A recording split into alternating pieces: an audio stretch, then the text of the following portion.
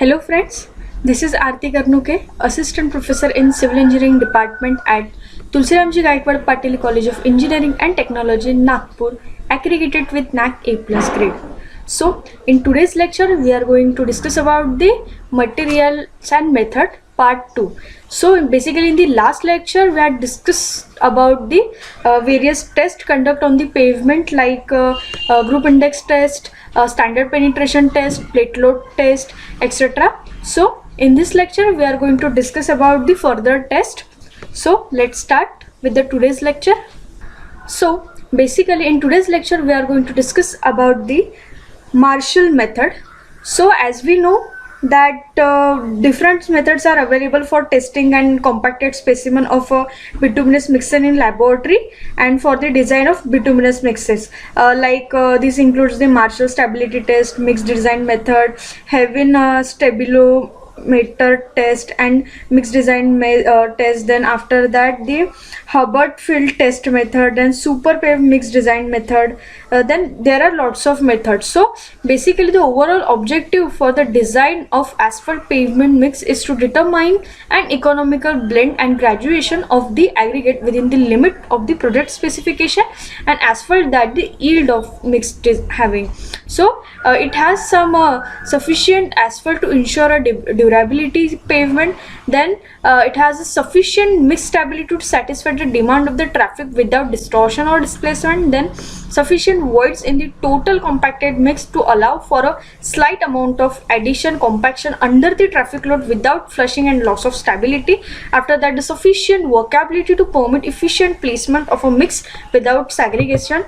So there are 5 methods of the bituminous mix design. First is the Marshall method, then Hevin method, then Hubbard method, Smith triaxial method and void contained method. So basically in today's lecture we are going to discuss about the Marshall's method.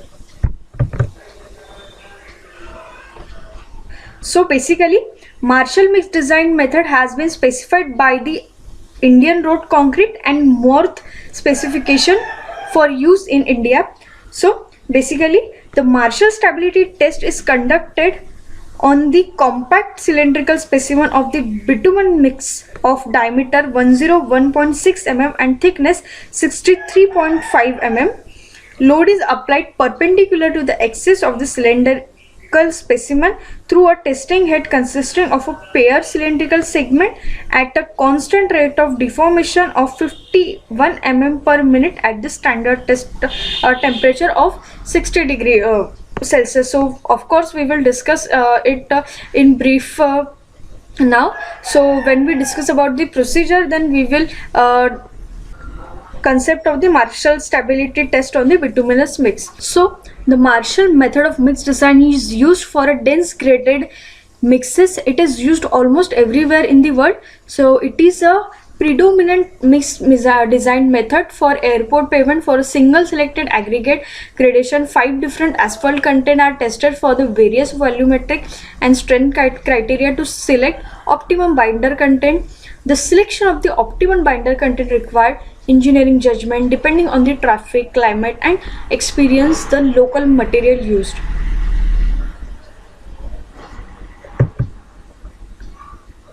So if you are talking about the significance of this test, so the test aim is finding the binder content at an economical blend of the aggregate so as to fulfill the design properties of the mix.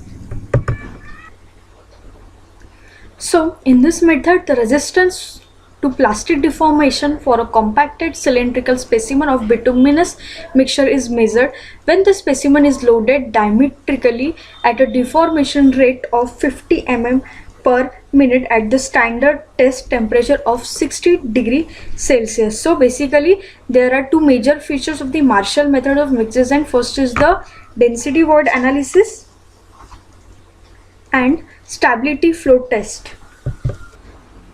So as we discussed in the earlier slide, the Marshall stability of mix is defined as the maximum load carried by the specimen at the standard temperature of 60 degrees Celsius and the flow value in the plastic deformation that the test specimen undergoes during the loading up maximum load flow is measured as a 0.25 mm.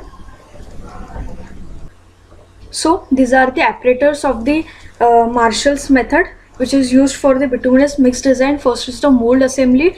So basically we required cylindrical mold of a 4-inch, that is 10.16 centimeter diameter, and 3 inches, that is 7.5 centimeter height, with the base plate and the collar extension. Then next we required a compaction hammer with the weight of 10 IBS, that means 4.55 kg, for a drop of 18-inch, that means 45.7 centimeter. Then specimen extractor, then compaction pedestal and specimen mold holder, then breaking head assembly with the 4-inch diameter and gauge for flow measurement. So after that we required a loading unit, oven or a hot plate, then balance, sieve shaker, mixing pan, spatula, water bath, then thermometer of a range up to 400 degree Fahrenheit, that means 203 degrees Celsius. So basically this is the apparatus of the Marshall's method of bituminous mix design.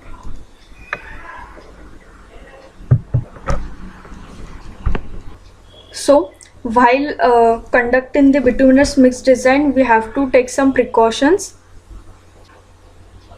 So the heating of bitumen for more than 1 hour should be avoided. Then next precautions we have to take, that the time elapsed for the test after the removal of specimen from water bath to the maximum load determination should not exceed 30 seconds. Then the test procedure. So the Marshall mix design method consists some basic steps. First is the aggregate selection, then asphalt binding selection, then sample penetration including compaction, then stability determination using the having stabilometer, then density and void calculation, then optimum asphalt binder content selection. So basically this is the some basic step we required. So the preparation.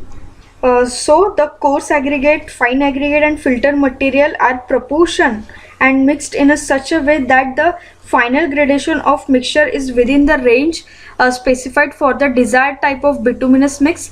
The maximum permissible size of coarse aggregate for the preparation for conventional Marshall stability test specimen is 25 mm. Then the type and gradation of the aggregates to be used, the type of bituminous binder and the range of the binder content to be used for the preparation of bituminous mix specimen are given as in the relevant standard specification. So such as in the Indian Road Concrete or any other standard agencies as per the job mix formula specified for the project. For example, the specification for bituminous concrete pavement surface course as per MORTH are presented. So of course we have to select the grading of the aggregate. Now after that, weight the different sizes of the aggregate in a different pan to from 1200 grams of the mixes and then placed in the mixing container. After that, all the constituent are mixed and then placed either in a hot oven or hot plate or heat them of the required mixing temperature. After that, heat the bitumen binder of the specified grade to required mixing temperature. Then place the container having all sizes of aggregate on the balance. To this add the required quantity of hot bitumen. Then mix the aggregate and bitumen manually or with the mechanical mixer as quickly and through as possible. So basically the aggregate and the filler are mixed together in the desired proportion to fulfill the design requirement and the specified gradation. The required quantity of the mineral aggregate mix is weighed to produce a compacted bituminous mix specimen of 63.5 mm thickness. Approximately about 1200 gram of the aggregate mix may be required. So after that we need a compaction. So the mix is placed in the preheated mold and is compacted by the standard rammer with the height of drop of 457 mm at the specified temperature by applying the 75 blows on either side. So after the compaction, the specimen with the mold is allowed to cool down to the room temperature, and the test specimen is carefully extruded from the mold. If the specimen in the first trial does not fulfill the thickness requirement of the 63.5 mm, the weight of the aggregate taken may be suitably altered in the next trial. At least 3 test specimens are prepared for the each bitumen content. So if the mixed design is for expected tire pressure of 7 kg per centimeter square, or a medium traffic specimen is compacted by giving 50 blows of the hammer on the each side of the specimen. For a tire of 14 kg per centimeter or a heavy traffic, 75 blows of each side are given. So however, for a light traffic, 35 blows on each side are sufficient. So basically these are the traffic classification. So in the light traffic condition resulting in a 20-year design, ESAL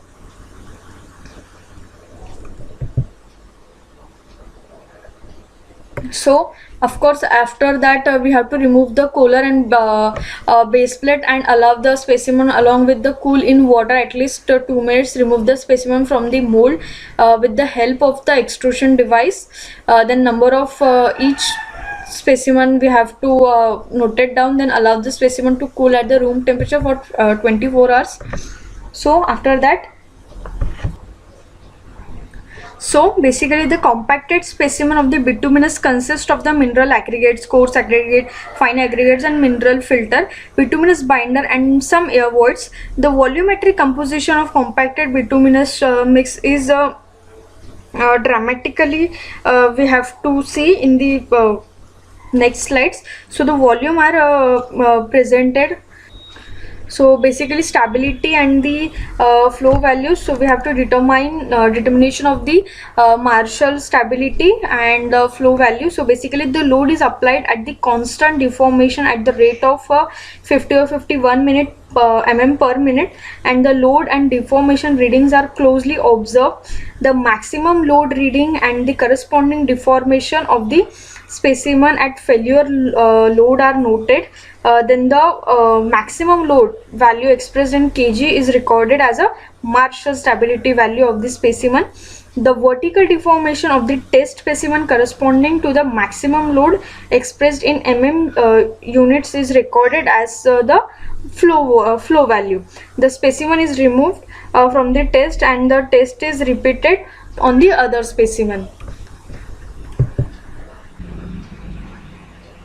So next is the empirical method. So basically an empirical approach is one of the which is based on the result of experiment or experience. Generally it requires a number of observation to made in a other to the relationship between the input variables and outcome.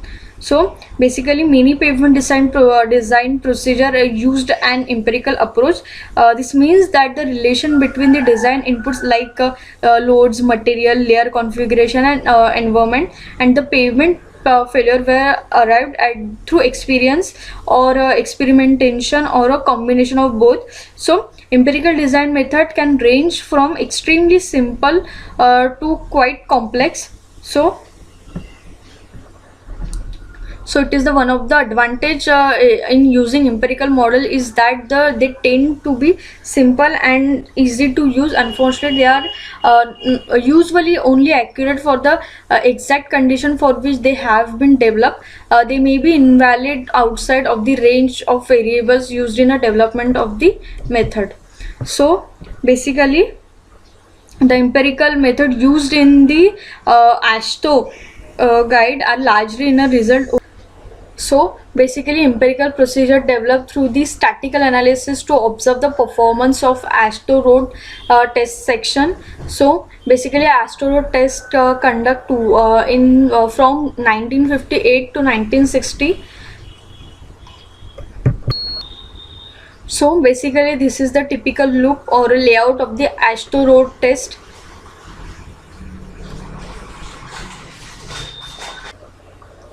So basically, as we know that the AASHTO road test condition, it required the it when we are going to test.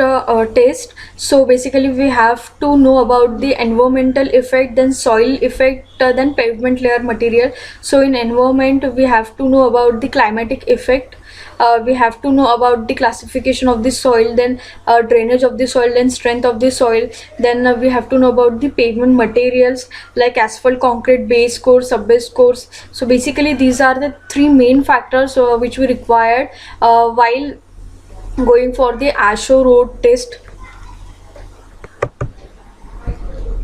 So basically this is the axle weight and the distribution used on the various loops of the AASHTO road test.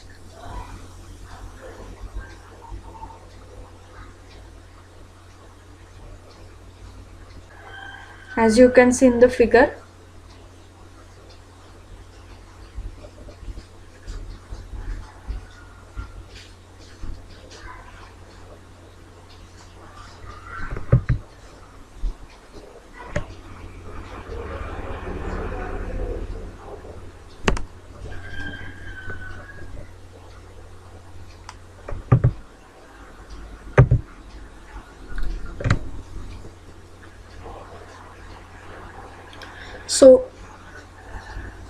So next is the mechanistic empirical procedure. So mechanistic is the science of the motion and the action of the forces on the bodies, as we know, as we all know that. So the basic advantage of the mechanistic empirical pavement design method over a purely empirical one are, so it can be used for a both existing pavement rehabilitation and new pavement construction. It accommodates changing load type. It can better characterize material, allowing for better utilization of available materials, then accommodation of new material, then an improved definition of the existing layer properties. It uses material properties that relate better to actual pavement performance. It provides more reliable performance prediction. It better denies the role of the construction. Then it accommodates environmental and the aging effects of the material. So the benefits of the mechanistic material approach is its stability to accurately characterize in situ material, including subgrade and existing pavement structure. This is typically done by the using a portable device to make actual field deflection measurement on the pavement structure to be overlaid. So these measurement can be then be input into the equation to determine the existing pavement structural support and the approximation remaining pavement life. So basically this is the source of premature pavement failure.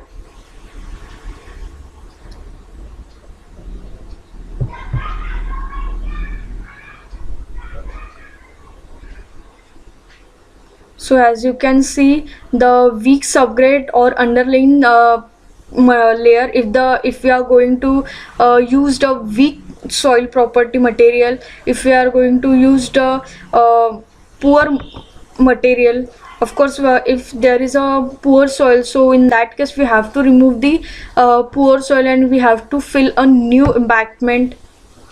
So this is all about the testing and materials which is necessary before constructing the pavement. So this is all about the testing and materials which is used in the pavement before constructing a road. We have to know about the all the testing which is required for pavement. So this is all about it.